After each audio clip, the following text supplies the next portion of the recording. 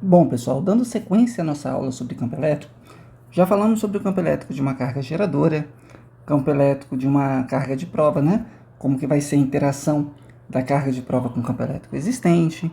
E agora a gente vai perceber aí as linhas de força de um campo elétrico, que nada mais é do que uma maneira de visualizar o campo elétrico, uma maneira de ter a visualização desse campo elétrico. Bom, então primeiro a gente vai pegar aqui 3 campos elétricos quaisquer no espaço. Então, eu tenho aqui o meu campo elétrico E1, meu campo elétrico E2 e meu campo elétrico E3. Notem que esses campos, eles estão aqui com uma tendência de fazer uma curvatura. Essa curvatura vai ser representada por um tracejado. Então, está aqui o meu traço em linha azul claro. Então, está passando esse tracejado aqui. Isso seria a minha linha de força.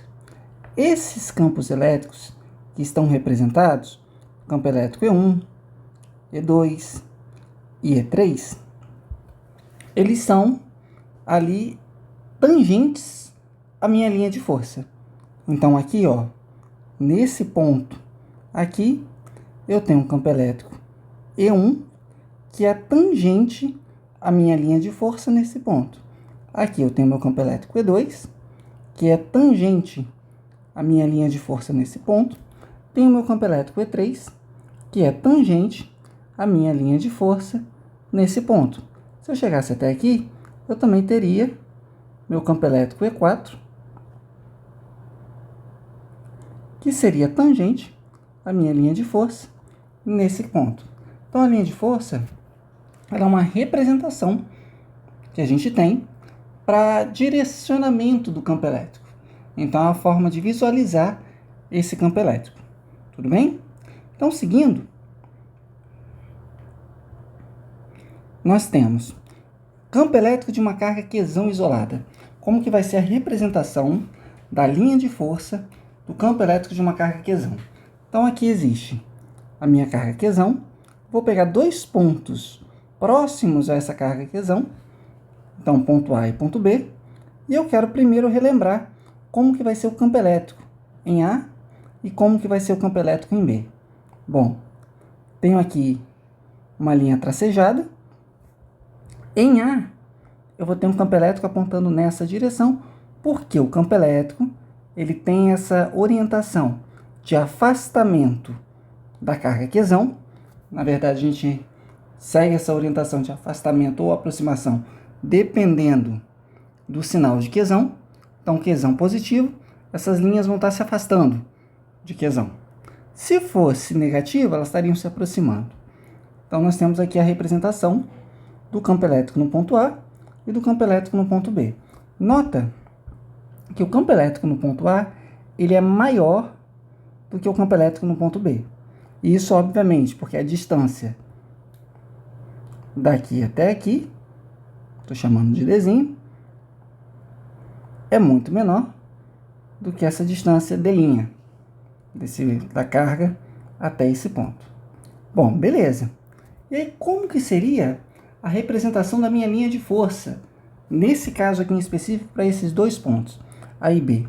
Nota que esse tracejado aqui, feito na cor preta, mostrando a direção, ele vai passar a ser substituído por um tracejado que a gente está fazendo com aquela representação do azul claro, né, para representar essa linha de força.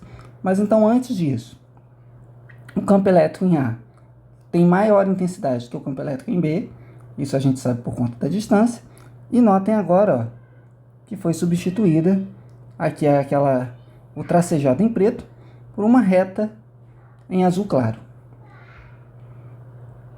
E, obviamente, não é apenas nessa única direção aqui que iria se manifestar o meu campo elétrico, a minha linha de força.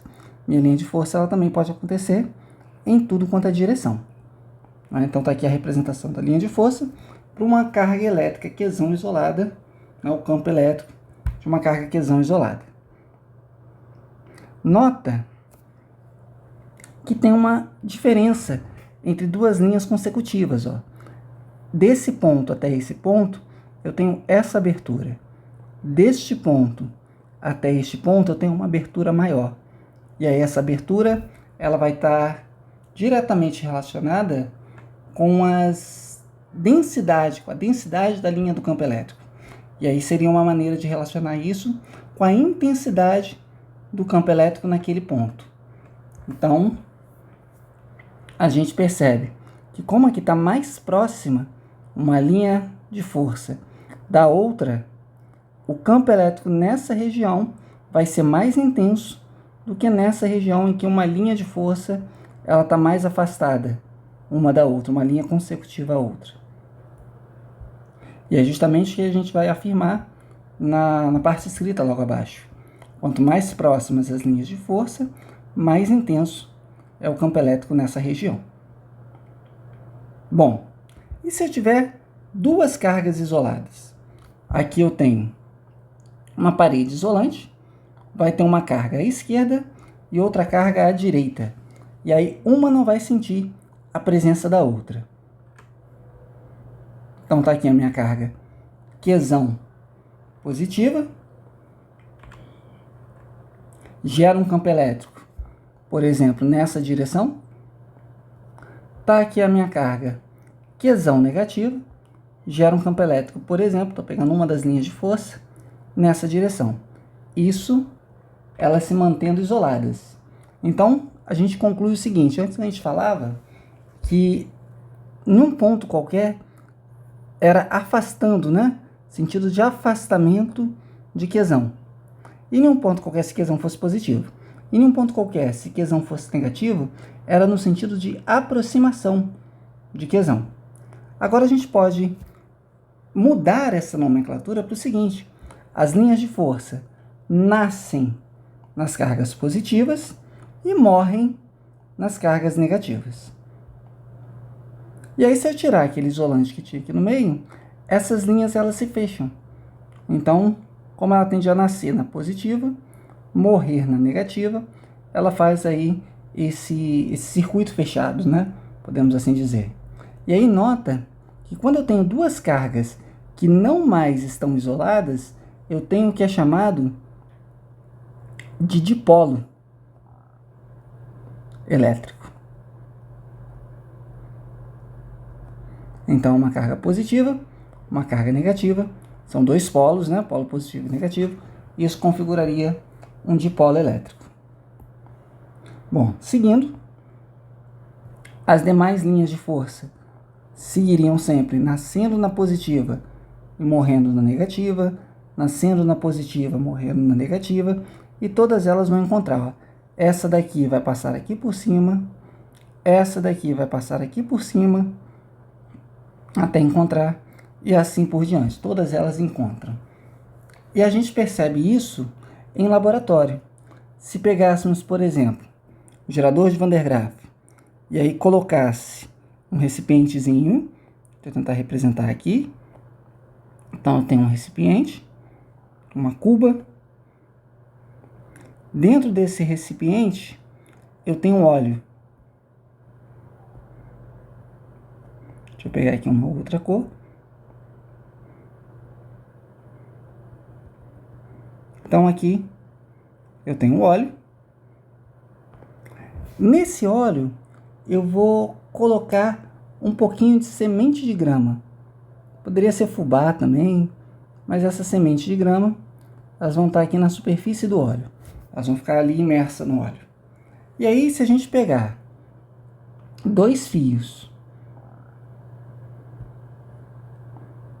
aqui e aqui, ligar esses dois fios, esses dois condutores, em um gerador de Van der Graaf, por exemplo, de forma que esse seria o polo positivo e esse seria o polo negativo, essas sementes de grama que estão aqui passam a adquirir essa configuração. Nota, não dá para saber quem é positivo e quem é negativo, mas dá para a gente perceber que existe um alinhamento. As linhas de força do campo elétrico para esse dipolo ficou clara, ela ficou evidente. Então deu a forma da gente visualizar essas linhas de força. Tudo bem? Bom, seguindo, vamos apagar aqui essas figuras, esses desenhos, e vamos seguir com a nossa aula. Se eu tiver agora no lugar de duas cargas de sinais contrários, um dipolo elétrico, se eu tiver duas cargas com sinais iguais, bom, sairia essa daqui e sairia essa daqui. Só que nesse ponto cruzaria. E ao se cruzar, nós temos aí um conflito, porque eu teria duas linhas de força para o mesmo ponto, e isso não é possível. Então, para cada ponto, eu tenho somente uma linha de força. Então, as linhas de força, elas nunca podem se cruzar. Beleza? Então, aqui ela vai sofrer essa curvatura, aqui também essa curvatura. As demais seguem também a curvatura do mesmo jeito. E lembrando, duas linhas de força, duas ou mais, nunca se cruzam. Beleza?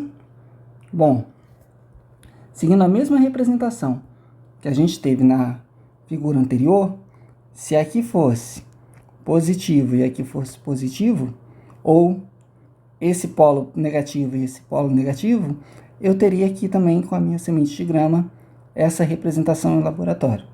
E aí nota que dá para a gente ver o tracejado que a linha de força estaria seguindo. Dá para a gente perceber, dá para ver, verificar a visualização das linhas de força.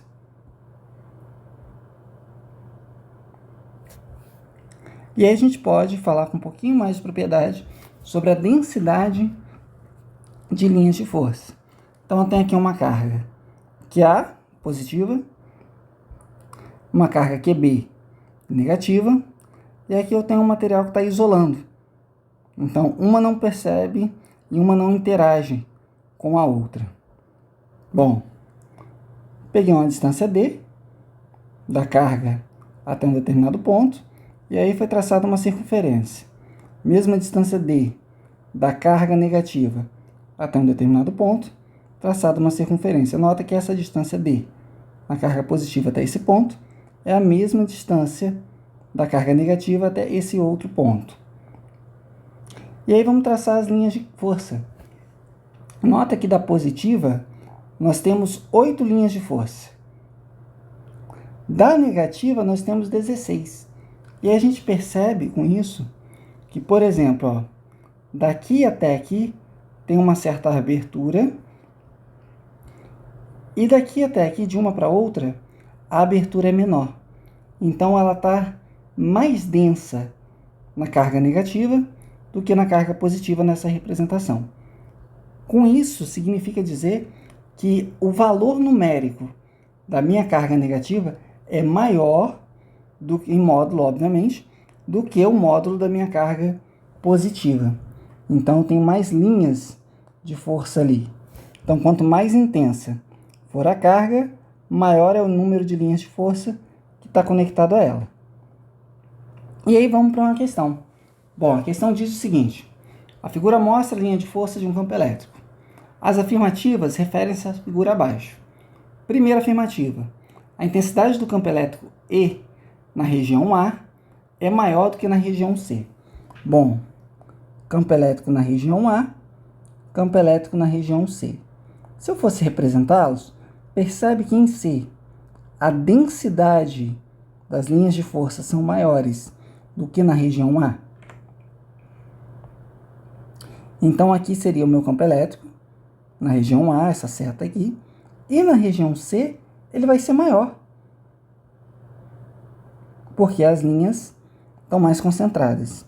Então, a intensidade do campo elétrico E na região A é maior do que na região C. Essa afirmativa é incorreta. E aí, por eliminação, né, a gente já consegue chegar na letra D. Mas vamos lá, vamos analisar. Uma carga negativa colocada nas regiões A ou C sofre uma força para a esquerda. Então, se eu colocar uma carga negativa, isso aqui está sendo uma carga de prova, a força que vai ser manifestada nessa carga de prova, ela vai ter um sentido contrário ao sentido do campo elétrico. Então vai surgir uma força, se o campo elétrico aqui está para a direita, vai surgir uma força para a esquerda. Então, está correto. Se for no ponto A, seria a mesma coisa também. Então, ela vai se movimentar ao longo dessa linha de força. Terceira afirmativa. Uma carga positiva colocada nas regiões A ou C sofre uma força para a direita. Se eu colocar aqui uma carga positiva, essa carga de prova está sendo positiva.